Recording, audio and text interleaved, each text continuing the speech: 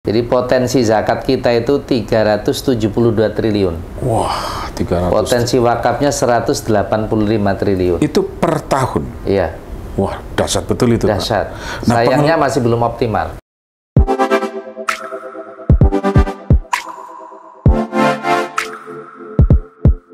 Halo pendengar dan netizen Radio El Sinta dimanapun Anda berada, podcast kita kali ini saya bertandang ke Kementerian Agama di Direktorat Pemberdayaan Zakat dan Wakaf yang ada di Jalan MH Tamrin. Apa tujuan saya ke sini? Saya tentu saja ingin mengetahui bagaimana sebetulnya pengelolaan zakat dan wakaf, pemberdayaannya seperti apa. Nah, di samping saya sudah ada Profesor Dr. Waryono Abdul Ghafur. Nah, beliau adalah Direktur Pemberdayaan Zakat dan Wakaf Kementerian Agama Republik Indonesia. Saya langsung sapa beliau. Pak Waryono, apa kabar? Assalamualaikum, Prof. Alhamdulillah, waalaikumsalam warahmatullahi wabarakatuh. Wah, ini sehat dan kuat. Mantap. Ini pecinya. Ini peci dari masyarakat yang mendapat bantuan pengembangan ekonomi umat. Wah. Melalui KUA, dan ini produknya, dan ini pemasarannya sudah sampai Aceh. Oh iya? Ada ini diproduk di NTB. Di NTB? Betul. Motifnya ya? Iya. Bagus. Nah, kami hargai untuk kami jual, saya bagi ke teman-teman. Iya, iya. Jadi itu salah satu pemberdayaan ya, Betul. pemberdayaan masyarakat. Oke. Apa kabar nih Pak Waryono? Lama nggak ketemu ya? Ah, itulah. Alhamdulillah baik. Alhamdulillah ya, karena waktu terakhir ketemu masih di yang di lapangan Banteng, betul. Direktur Pendidikan Diniyah dan Pondok Pesantren. Sekarang masih atau di sana statusnya sebagai PLT saja. PLT saja ya? Iya. Jadi sekarang penugasan baru di Direktorat Pemberdayaan Zakat dan Wakaf. Gimana ceritanya, Pak? Cerita penugasan terbaru ini. Wah, ini kan seru nih biasanya. Kalau cerita penugasan tentu ya kami sebagai PNS, ya, doktrinya itu kan siap ditugaskan dimanapun. Tentu yang mempertimbangkan layak, tidak, pasnya di mana itu adalah pimpinan. Ya. Jadi kami menerima penugasan ini dengan rela hati gitu ya. Dan ini kebetulan masih juga di Jakarta, di Kementerian Agama. Dan ternyata begitu saya masuk di Direktorat Pemberdayaan Zakat dan Wakaf, ini sangat menarik. Menarik ya, Pak? Ya, menariknya itu satu, kita punya stakeholder strategis, namanya Basnas, dan yang kedua namanya BWI. BWI itu apa? BWI itu Badan Pengelola Wakaf Indonesia. Oh. Dua-dua lembaga ini adalah lembaga yang dibentuk dengan undang-undang. Lah ditambah yang ketiga itu adalah ada namanya lembaga amil zakat. Amil zakat, ya. Ada yang nasional, provinsi, dan kabupaten. Betul. Ini juga luar biasa lembaga ini, karena Pak berhasil mengumpulkan zakat masyarakat yang cukup besar, dan juga akhirnya bisa punya proyek bersama untuk bagaimana ditasarufkan kepada mustahiquz zakat. Oh. Nah, ini menarik ini. Betul, Pak, karena orang ketika bicara soal zakat, kemudian wakaf, ya pasti yang teringat pas Ramadan, ya, kemudian Idul Fitri, ya. Tapi sebetulnya kan bukan momen-momen itu saja ya, betul, soal wakaf apalagi. Ya. Artinya perlu edukasi nih ke masyarakat nih, Pak. Ya. Karena potensinya kan besar ya, Pak ya? Betul. Jadi potensi zakat kita itu 372 triliun. Wah, 300. Potensi wakafnya 185 triliun. Itu per tahun? Iya. Wah, dahsyat betul itu, dahsyat. Pak. Nah, sayangnya masih belum optimal. Belum optimal? Iya. Berapa persen, Pak? Kita hari ini, Basnas tahun ini target baru 33 triliun. 33 triliun? Ya, artinya baru di bagian akhir saja itu. Nah, ini makanya kami mencoba bersama Bapak Ibu di Basnas, jelas gitu ya, memetakan muzaki. Muzaki juga ternyata macam-macam, ada tingkatannya. Ada muzaki premium namanya. Ada premium juga ya, Pak? Premium, Pak. Ada kelas juga ya, ada kelasnya. Jadi sekali zakat itu bukan ratusan juta, tapi miliar gitu. Oh ya, ada juga model itu? Wah, ada, Pak. Wah. Ini kan menarik nih. Menarik. Dan pingin juga bisa zakat sampai miliaran gitu. Nah, itu. Iya. Oke, jadi itu yang prioritas itu, Pak. Iya. Ada lagi selain itu? Ya, prioritas 3 itu. Jadi mitra strategis direktorat ini Basnas, BWI, Lembaga Amil Zakat. Oke, kalau tahun ini targetnya berapa, Pak? Yang zakat, wakaf dan tadi kalau zakat 33 triliun. 33 triliun. Iya, kalau wakaf ini relatif masih agak jauh ya, karena ini yang sedang kita evaluasi. Kenapa BWI misalnya masih belum secara optimal gitu ya, menjalankan lah gitu ya, undang-undang gitu. Makanya kami coba terus bertanya gitu, ada apa gitu kan. Memang antara Basnas sama BWI ini dari segi undang-undang ada bedanya, Mas Wiryo ya. Jadi pertama, di BWI itu komisionernya terlalu besar. Terlalu besar, terlalu banyak? Terlalu banyak. Jadi 20 sampai 30. Wow. Sementara kalau Basnas kan hanya 11 ya. Nah, sehingga dalam tata kelolanya pun kelihatannya juga belum full time. Jadi kemungkinan akan dievaluasi itu, Pak? Iya, sayangnya undang-undangnya ini yang nggak bisa berubah. Oke. Makanya kami evaluasi bersama-sama ini gimana ya kita ke depan gitu agar lebih optimal gitu. Oke. Gitu. Ya, itu sekilas tentang zakat, wakaf dan pengelolaan begitu ya. Mungkin jika orang selama ini ada problem dengan trust ya, zakat kepercayaan itu kan nggak bisa dipungkiri, Pak Waryono ya. Nah, itu bagaimana nih Kementerian Agama Direktorat? Jadi kita pernah punya kasus ya yang cukup punya pengaruh besar terhadap komitmen masyarakat yang hari ini alhamdulillah Indonesia ini sebagai negara dengan sebutan masyarakat paling dermawan di dunia. Kasus ACT.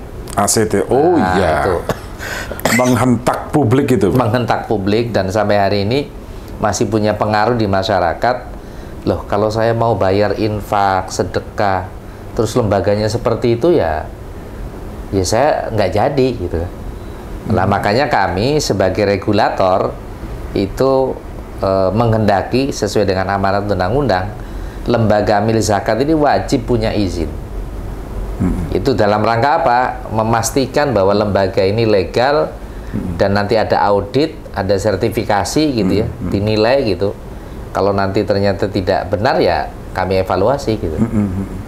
Jadi ke depan masyarakat ketika mau zakat ataupun wakaf harus ke lembaga-lembaga yang sudah beri izin oleh kami. Beri izin oleh Kementerian Agama. Betul. Nah, ini apakah karena bukan sebagai otoriter kontrol atau apa, tapi lebih kepada bagaimana pengelolaannya agar lebih baik. Dari mulai pengelolaan, dari mulai personilnya gitu. Jadi amil itu hari ini kan dulu saya termasuk bagian di dalamnya. Ya amil itu ya biasa orang yang dengan kerelaan untuk mengurusi zakat. Tapi ke depan itu, dan ini sudah mulai, amil itu harus profesional. Dan ada SKKNI-nya. Ada SKKNI? Ada SKKNI-nya. Karena biasanya kan selama ini yang kita kenal di kampung-kampung itu, Pak. Betul, ya. Lah itu maksud saya, di kampung-kampung gitu. Iya. Dan masyarakat dengan sukarela. Betul. Dengan senang hati, zakat ataupun wakaf. Itu artinya kalau bicara soal kesadaran masyarakat tinggi, Pak. Hanya pada problem misalnya tadi, kepercayaan tadi. Nah, ini PR nih, Pak Waryono. Jadi betul, kalau dulu kan hanya modal kepercayaan. Tapi hari ini amil itu harus punya sertifikat, ada SKKNI-nya, termasuk juga nadir. Oh iya? Nadir juga harus bersertifikat agar profesional gitu kan. Benar. Nah nanti Bapak Ibu di masyarakat ketika mau berzakat tuh cek tuh lembaganya berizin atau tidak.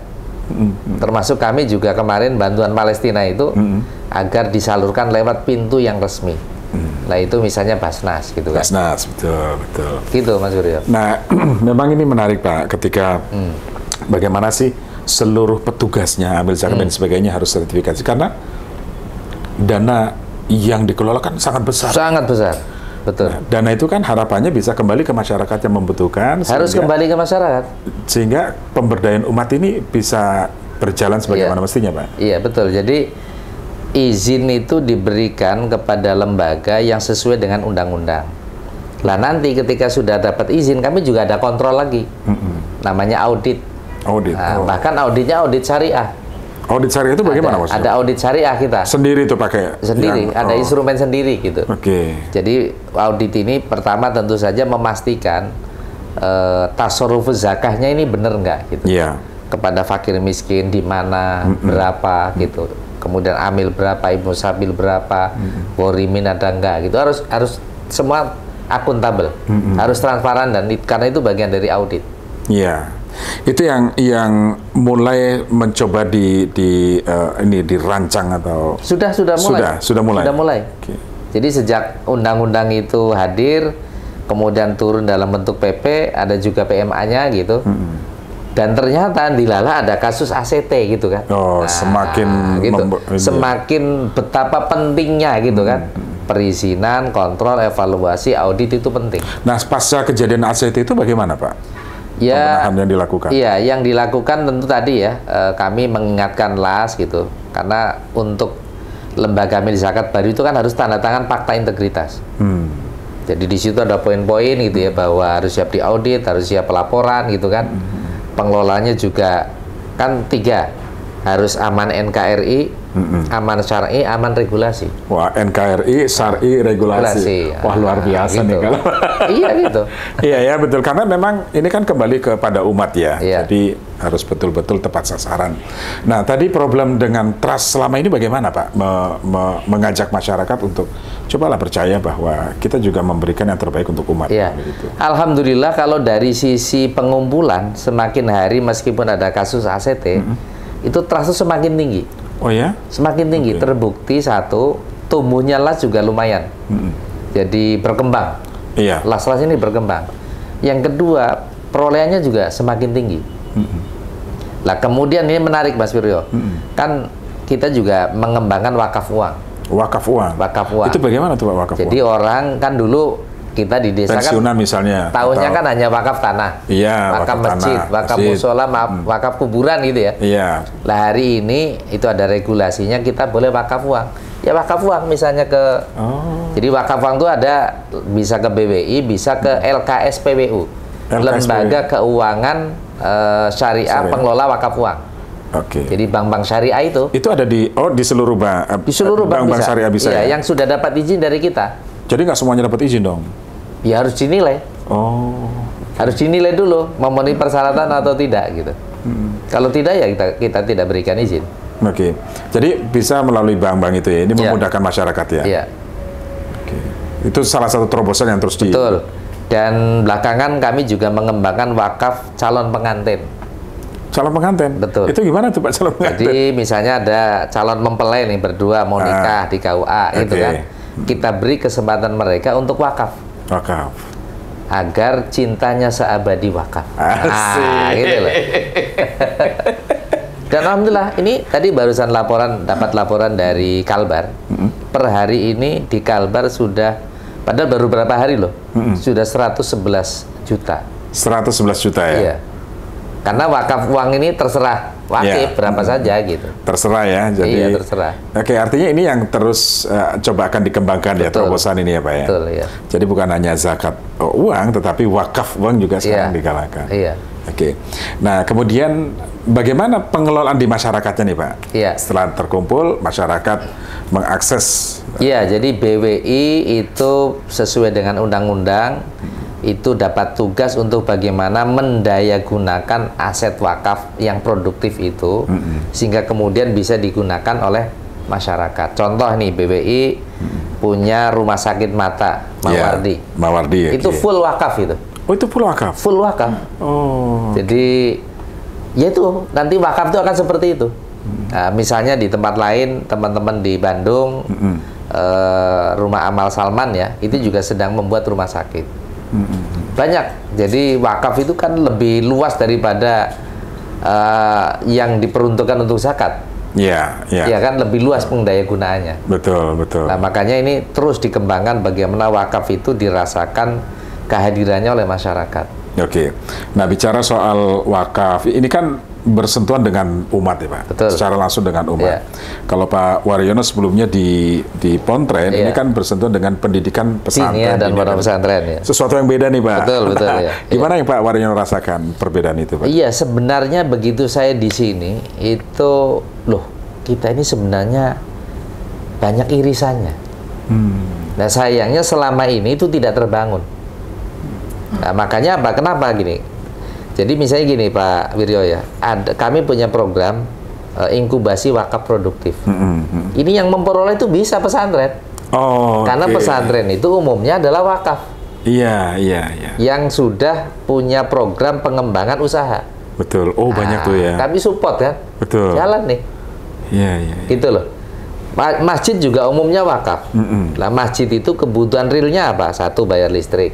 Iya. 2, bayar marbot. Dari mana?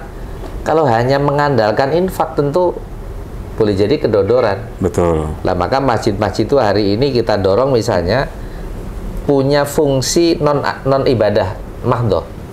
Jadinya masjid itu bisa disiapkan untuk apa? Acara akad. Akad. Oh, oke. Ya kan? Jadi ada pengembangan usaha lah. Betul. Masjid kita hari ini kan juga biasanya di bawah atau di atas tuh aula. Betul. Nah, bisa itu digunakan. Gitu. Kita bantu untuk wakaf produktif. Iya. Oh, bisa begitu ya. Nah, bagaimana cara mengembalikan wakaf itu bagaimana itu, Pak? Kita tidak minta kepada yang mendapatnya untuk mengembalikan modal. Tapi kita harus memastikan dan mereka harus laporan bahwa bantuan kita itu produktif. Oh, oke. Karena yang bantuan kita ini modal. Iya. Tapi dari wakaf gitu loh. Iya. Jadi misalnya kalau tiap bulan misalnya 4 minggu gitu ya, bisa menyewa aulanya masjid. Iya. Misalnya 1 kali nyewa 15 juta, berarti 1 bulan kan sudah 60 juta nih. Iya. Terus gitu kan, bayangkan tuh. Betul. Tiap bulan 60 juta, 1 tahun berapa tuh? Oh, banyak ya yang dikelola. Sudah 720 juta. Oke. Nah, selanjutnya Pak, sekarang kan masjid-masjid banyak yang kemudian memberdayakan masyarakat di sekitar. Karena uang khasnya banyak, misalnya, dia memberikan modal-modal. Itu juga dianjurkan juga, Pak? Betul, karena masjid itu bisa menjadi UPZ. Unit pengumpul zakat. Gitu. Mereka diverifikasi juga nanti? Diverifikasi oleh kita. Dan kebetulan kami juga mendirikan BKM, Badan Kemakmuran Masjid. Badan Kemakmuran Masjid. Iya, ini kepengurusannya nasional. Nasional, provinsi, kabupaten, sampai kecamatan. Sampai kecamatan ya. Jadi sinerginya di situ ya, Pak Waryono ya? Betul. Ada nggak pilot project misalnya masjid yang menerapkan pola yang tadi Pak Waryono sampaikan sehingga masyarakat di sekitar itu ada. Dimakmurkan misalnya? Betul, ada. Jadi kami sudah membantu masjid, bahkan ada kemarin ke NTB itu yang kami bangun adalah musola. Musola. Lah musolanya, tapi karena mungkin belum punya tempat pendidikan, di situ ada diniyahnya, ada majelis taklimnya, ada warungnya, wakaf produktif. Oh, betul. Gitu. Betul. Ada penyewaan lahan untuk penjual sate. Oh, jadi masyarakat bisa merasakan langsung ya, Pak? Bisa merasakan langsung. Baik yang diberikan amanat untuk wakaf, mengelola wakaf, atau masyarakat lain juga ikut merasakan manfaat itu ya. Iya.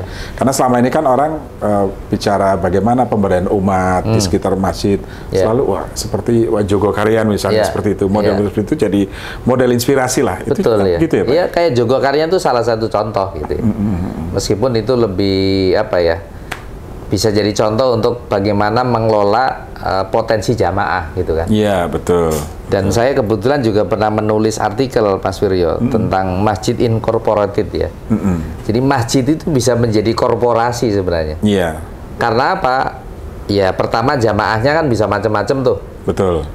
Yang sekarang untuk sodako kan bisa pakai barcode. Iya. Ya kan, tidak harus celenting ke situ kan. Benar. Jadi celenting, Pak, kecil banget celenting. Nah, itu kecilan biasanya. Itulah masyarakat kita. Itu kita itu. Oke. Jadi paling tidak dengan Pak Waryono sekarang mendapat penugasan baru di sini, ada beberapa lah terobosan yang bisa dilakukan untuk meningkatkan pendapatan zakat wakaf sebagai pengelolaan. Iya. Nah, ke depan nih Pak Waryono, kira-kira kemitraan seperti apa yang akan dibangun dengan masyarakat atau lembaga atau apapun untuk meningkatkan pendapatan dari zakat dan wakaf itu?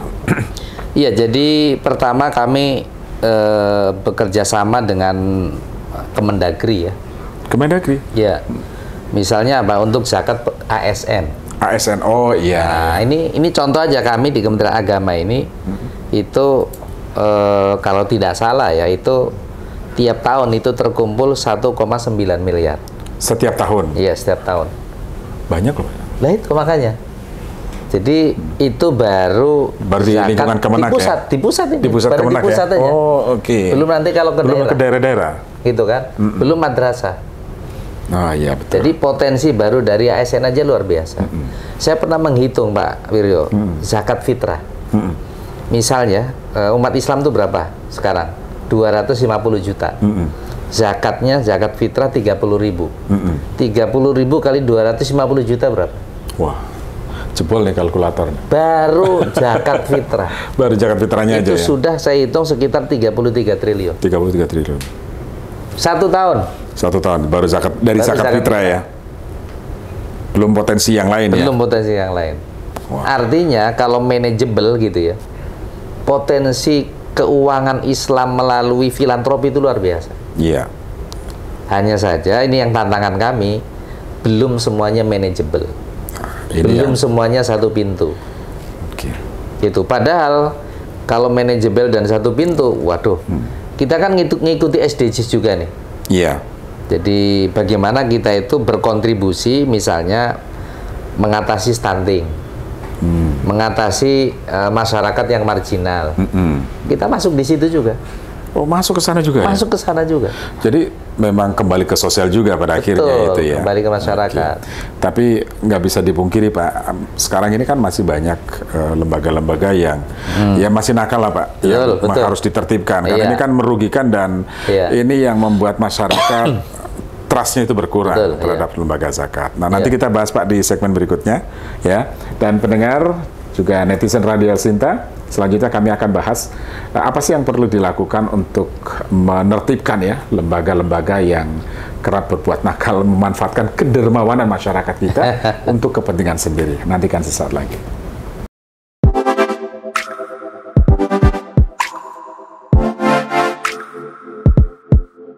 Oke, pendengar dan netizen, terima kasih Anda masih bersama kami. Kita lanjutkan perbincangan saya dengan Pak Warino, Profesor Dr. Waryono Abdul Ghafur, Direktur Pemberdayaan Zakat dan Wakaf Kementerian Agama. Nah, tadi sebelum break saya sempat menyinggung soal lembaga-lembaga zakat yang nakal-nakal, Pak. Tadi kan pertama kan ada ACT segala macam gitu ya.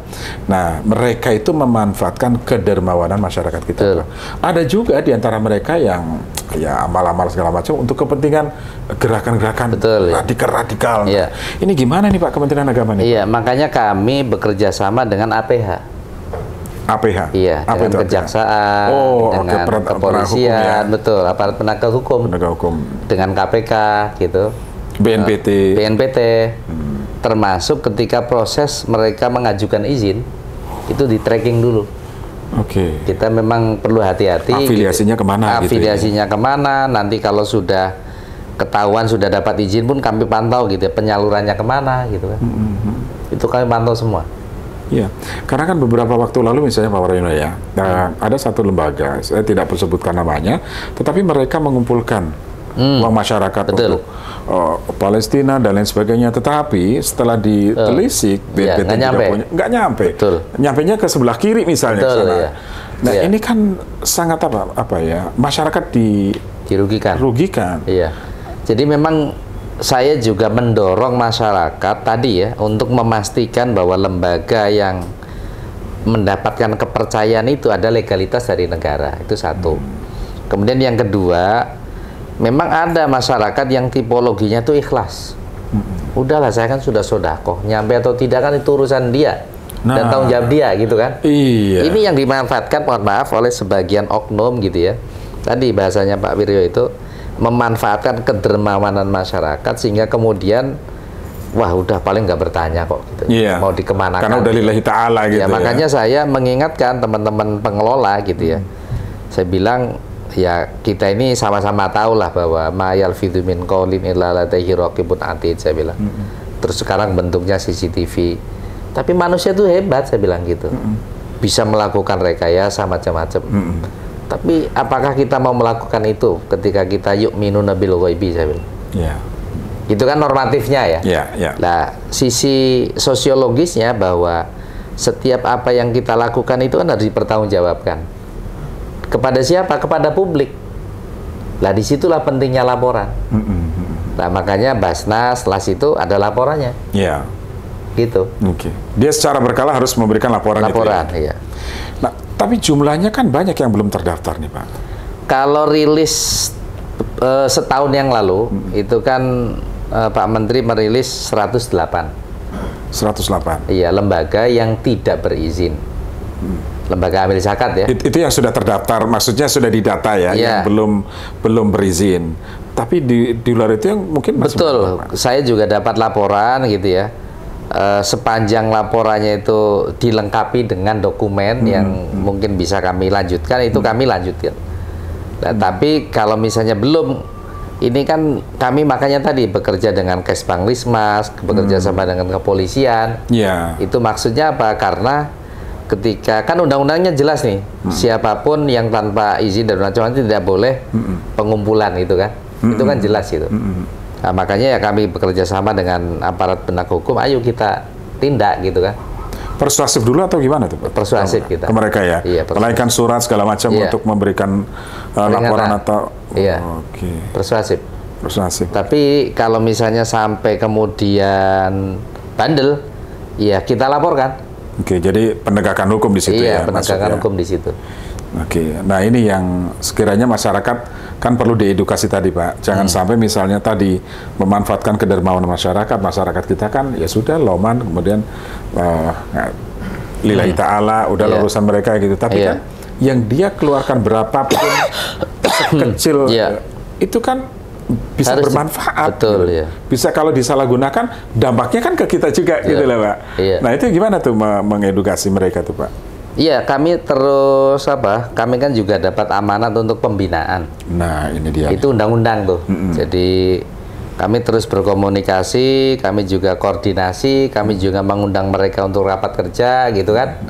Nah, harapannya ya mereka bertanggung jawab gitu ya, dan mempertanggungjawabkan kepada kami. Nah, termasuk tadi yang tidak berizin kami juga dorong lewat forumnya gitu ya. Tolong deh bilangin itu, toh izin nggak bayar kok. Gitu loh. Yang kedua saya bilang, lah wong yang izin aja potensi nyelewengnya besar, apalagi nggak berizin. Nah, itu dia. Itu saya sampaikan. Jadi mulai dari situlah penertiban terus dilakukan ya Pak ya? Iya, betul. Penegakan hukum itu ya penting ya tadi ya? Betul. Oke, baik. Pak, nanti kita jeda lagi satu segmen terakhir ya Pak. Nanti kita ingin tahu bagaimana sih Pak Waryono juga kan sekarang PLT di Pontren. Di sana kan juga besar juga Pak yang diurusin. Wah, masalahnya juga banyak. Kompleks juga di sana kan. Oke, pendengar dan netizen, nantikan saat lagi bersama Profesor Dr. Waryono Abdul Ghafur.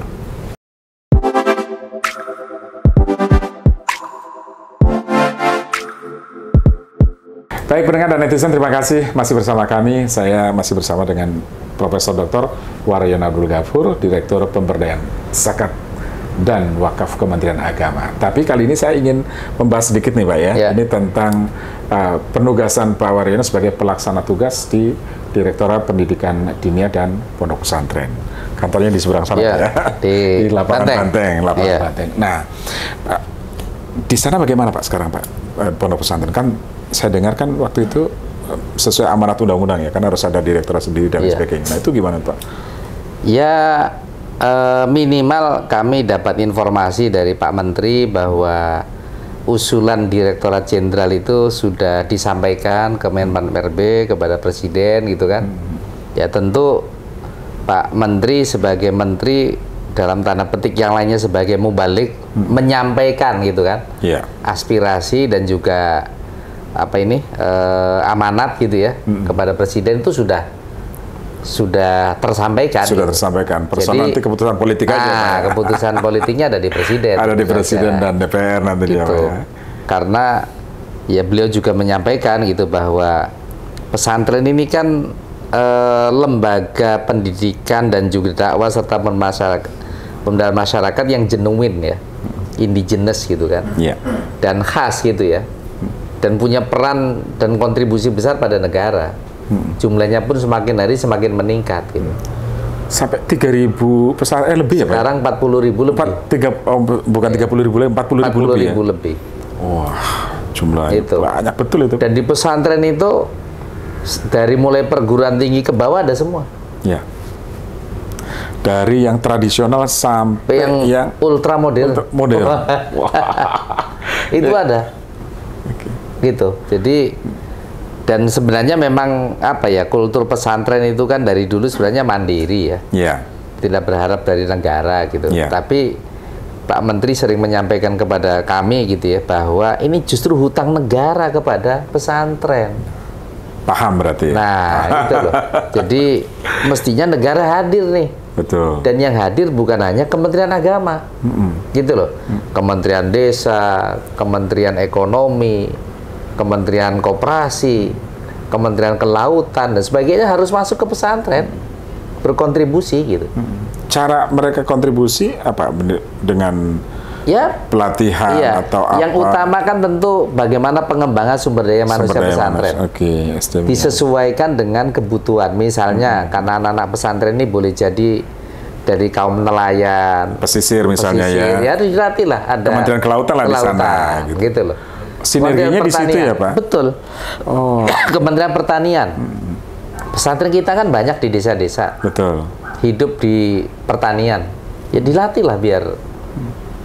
Maka nggak heran ya Pak, banyak pesantren yang mereka punya unit usaha yang sangat maju ya Pak ya? Betul. Unit usaha sangat maju.